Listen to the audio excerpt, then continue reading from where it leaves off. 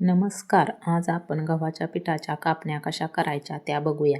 2.5 वाटी गव्हाचं पीठ, अर्धी वाटी बेसन पीठ, बारीक चिरलेला गूळ 1 वाटी, 3 टेबलस्पून तेल, चवीपुरतं मीठ, वेलची 1 चमचा आणि खसखस गरजेप्रमाणे आणि पाऊण वाटी पाणी.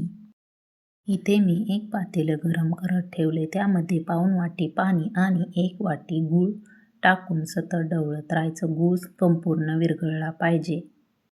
आता गुळाचं पाणी गाळणीने गाळून घेऊ व कोमट होण्यासाठी बाजूला ठेवू. एका परातीत घेऊ गव्हाचं पीठ, बेसन पीठ, चवीपुरतं मीठ आणि वेलची पावडर. याला चांगलं मिक्स करून घेऊ.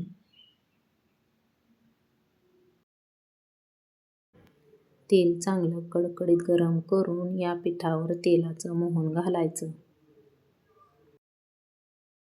याला चमच्याच्या साहाय्याने मिक्स करून घेऊ. तेल सगळ्या पिठाला चांगलं लावून घ्यायचं. आता गुळाचं पाणी घालून पीठ घट्ट मळून घेऊ.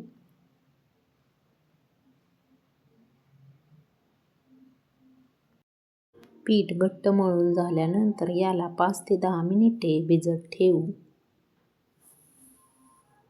पीठ भिजलं आहे, तुम्ही पाहू शकता. आता याचा चपातीसारखा उंडा घेऊन लाटून घेऊ.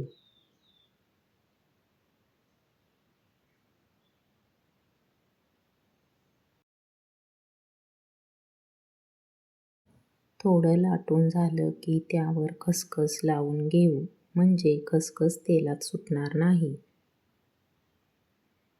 आता मागच्या साईडून सुद्धा खसखस व्यवस्थित लावून घेऊ. तुम्हाला पाहिजे असे जाड पातळ लाटू शकता.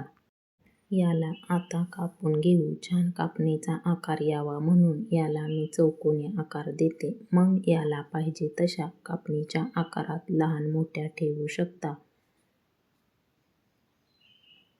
तुम्ही बघू शकता. उंड्याच्या कापण्या झाल्या. आता सर्व कापण्या करून घेऊ. आता कढईमध्ये कापण्या तळण्यासाठी तेल गरम करायला ठेवू. तेल गरम झालं आहे की नाही ते आपण पाहूया. तेल चांगलं गरम झालं आहे. आता आपण कापण्या तळून घेऊ.